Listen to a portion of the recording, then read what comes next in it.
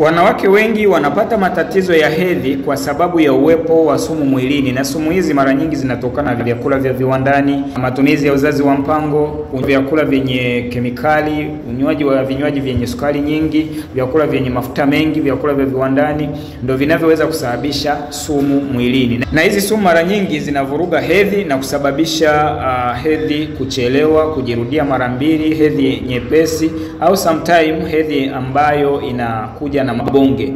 Mara nyingine wanawake wanapata maumivu makali wakati wa hedhi kwa sababu ya kitu kinachoitwa estrogen dominance. Ni baada ya ini kuwa na sumu nyingi, kuzidiwa sumu, alafu ini likashindwa kuvunja homoni ya estrogen vizuri. Na sasa matokeo yake ni kupata maumivu makali wakati wa hedhi au tunaita dysmenorrhea. Ili kuondokana na changamoto hizi za matatizo ya hedhi na mvurugiko wa homoni zinazohusika kwenye hedhi, ni vizuri kutoa sumu mwilini.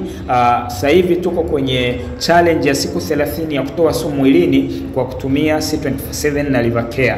Unatumia kwa muda wa mwezi mmoja hadi miezi mitatu ili kutoa sumu mwilini na kuimarisha matatizo ya hedhi, kuondoa hedhi yenye mabonge, kuondoa maumivu wakati wa hedhi, kuondoa hedhi inayojirudia na matatizo ya polycystic ovarian syndrome na kuweza kushika ujauzito vizuri. Kama unahitaji kujiunga na challenge hii, nitafute WhatsApp kwa namba inayoonekana hapa, lakini pia kujua faida za tiba hii kwenye matatizo ya hedhi, soma caption hapa chini. Na pia usahau comment neno niunge kujiunga na group letu la mafunzo bure.